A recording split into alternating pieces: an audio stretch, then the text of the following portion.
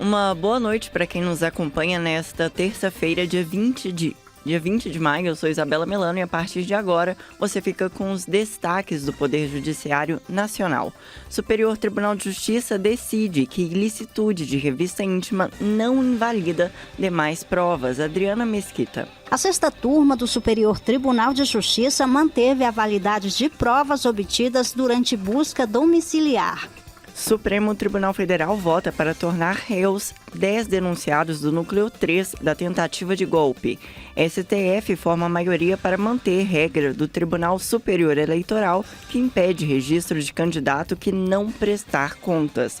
Bruno Moreira. A norma impede que o candidato consiga a certidão de quitação eleitoral, documento necessário para disputar uma eleição. E ainda, Conselho Nacional de Justiça divulga painel que mapeia saúde mental na socioeducação. Agora são 6 horas e 17 minutos. Está no ar o Radar da Justiça. Rádio TJ Minas. Radar da Justiça. Na tarde desta terça-feira, o ministro Alexandre de Moraes, do STF, votou pelo recebimento da denúncia apresentada pela PGR contra 10 dos 12 acusados vinculados ao Núcleo 3 da investigação sobre tentativa de golpe de Estado. O grupo é composto por militares da Ativa e da Reserva do Exército, além de um agente da Polícia Federal. Com relação a 2 denunciados, o coronel da reserva Cleverson Ney Magalhães e o general Nilton Diniz Rodrigues, o ministro entendeu que não há justa causa para abertura da ação penal. A sessão foi presidida pelo ministro Cristiano Zanin e teve início com a leitura de um resumo do caso envolvendo esses militares da Ativa e da Reserva do Exército e também policial federal, pelo relator, ministro Alexandre de Moraes. Vamos ouvir.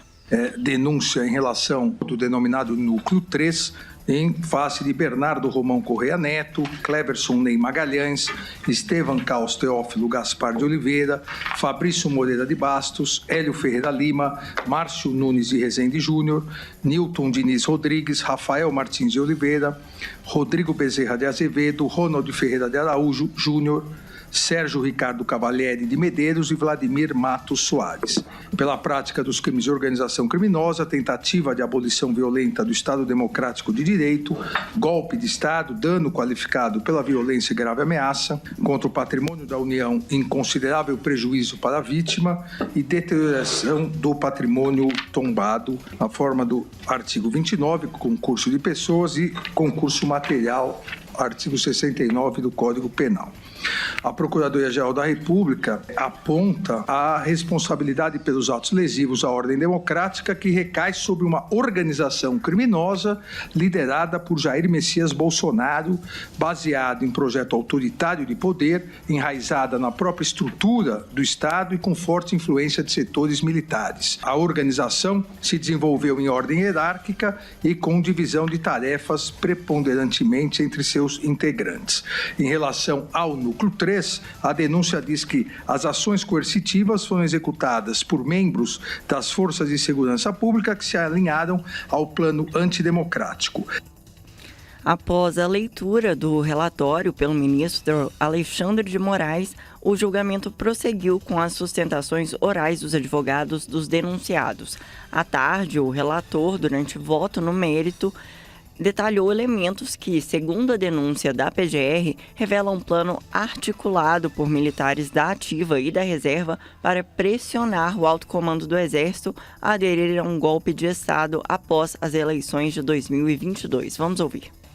Em relação a esse núcleo, chamado Núcleo 3, a denúncia, como disse, narra a mobilização de militares de alta patente e ciência da organização criminosa, da existência de fraude nas urnas eletrônicas, começa com isso, mobilização, e principalmente a partir do Núcleo 4, que é o de desinformação, para exigir uma atitude mais contundente, uma intervenção militar, um golpe de Estado por parte parte das autoridades, os comandantes das Forças Armadas, e aí a denúncia descreve o punhal verde e amarelo, a reunião na residência do general Braga Neto, em 12/11 de 2022, general Braga Neto, que já é réu no núcleo 1, descreve detalhadamente o início das ações de monitoramento no dia 21/11 de 2022, descreve a reunião dos chamados kits pretos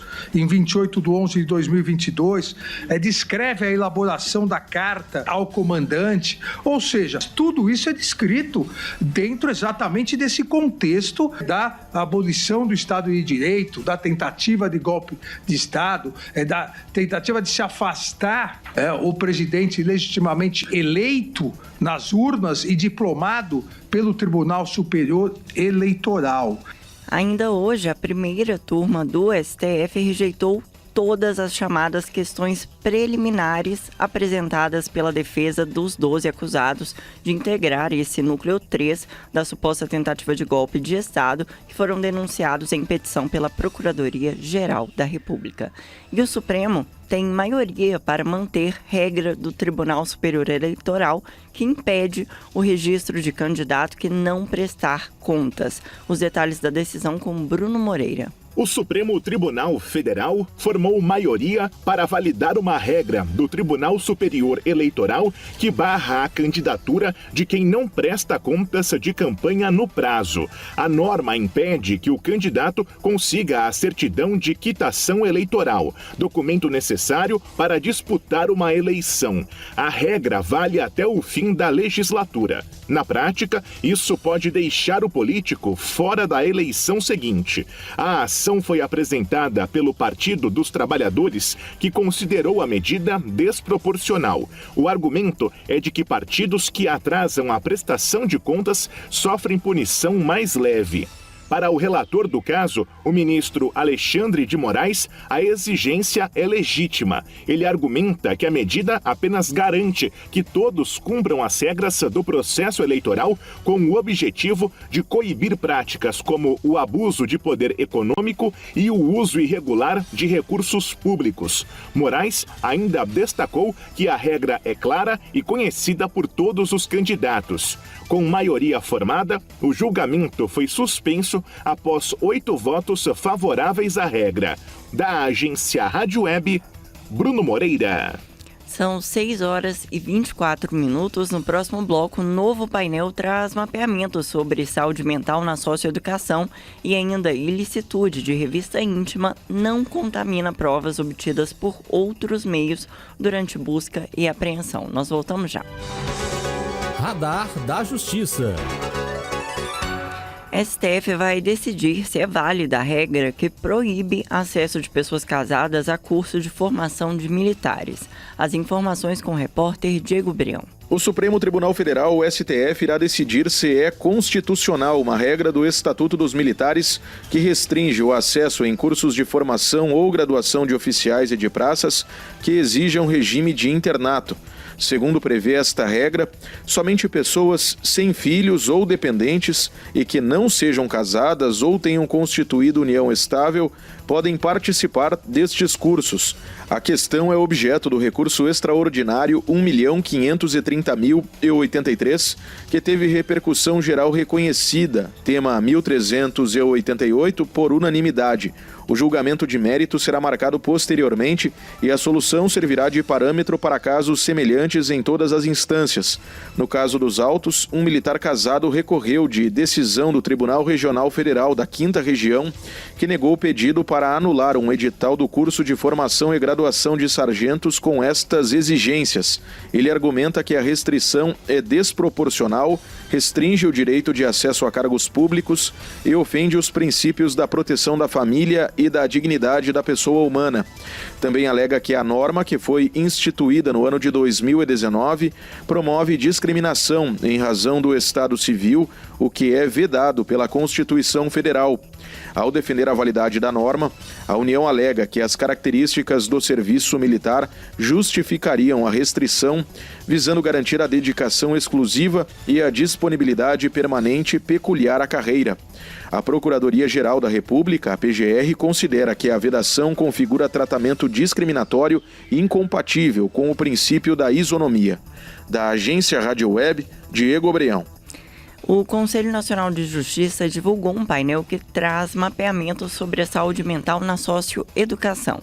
As informações com Carolina Cassola. Já está disponível o painel de saúde mental no sistema socioeducativo, uma plataforma interativa que reúne dados nacionais sobre acesso à atenção psicossocial para adolescentes em cumprimento de medidas socioeducativas. A iniciativa foi lançada pelo Conselho Nacional de Justiça em parceria com o Ministério da Saúde e o Ministério dos Direitos Humanos e da Cidadania. A ferramenta traz um retrato atualizado da estrutura de atendimento, do uso de medicação psicotrópica e das iniciativas intersetoriais nos estados que contam com o papel protagonista do Poder Judiciário. Os dados mostram que entre os 12 mil adolescentes em cumprimento de medidas socioeducativas com restrição ou privação de liberdade, 2.300 passaram a fazer uso de medicação psicotrópica com prescrição após o início da medida. Outros 500 jovens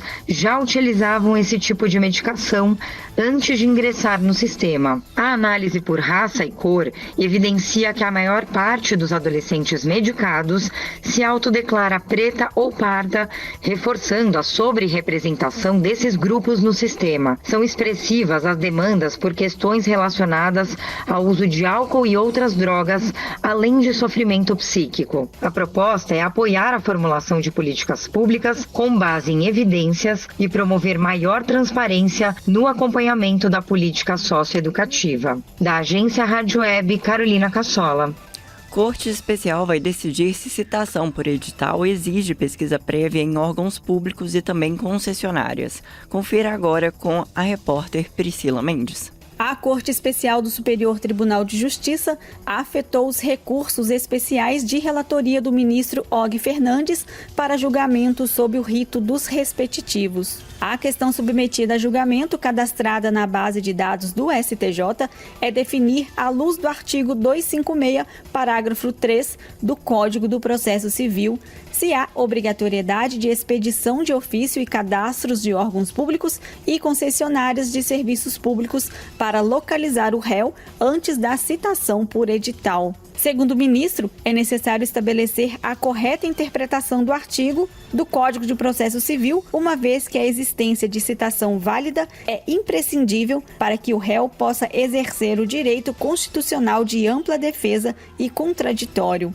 No site do STJ é possível acessar todos os temas afetados, bem como conhecer a abrangência das decisões e as teses jurídicas firmadas nos julgamentos, entre outras informações. Da Agência Rádio Web, Priscila Mendes.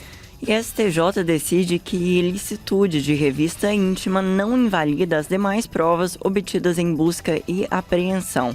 Quem detalha é a repórter Adriana Mesquita. Apesar de reconhecer a ilegalidade no excesso de revistas íntimas em caso de tráfico de drogas, a 6ª turma do Superior Tribunal de Justiça manteve a validade de provas obtidas durante busca domiciliar. No caso em questão, policiais civis foram à residência de uma acusada para cumprir mandado de busca e apreensão e encontraram entorpecentes, dinheiro e pesticidas. A mulher foi submetida à revista íntima por policiais femininas, mas nada ilícito foi achado. Depois, tanto na delegacia quanto no presídio, esse procedimento foi repetido e nada foi encontrado novamente. O Tribunal de Justiça do Rio Grande do Sul absolveu a ré por entender que houve flagrante ilegalidade no cumprimento do mandado de busca e que isso invalidou todas as provas apreendidas durante a diligência. Já no recurso do Ministério Público ao STJ, foi reconhecida a gravidade da violação de direitos devido ao excesso das diligências, mas a decisão ressaltou que mesmo que as revistas íntimas não tivessem sido realizadas, as provas incriminatórias teriam sido produzidas. E o artigo 244 4 do Código de Processo Penal admite essa busca pessoal durante a realização de busca domiciliar,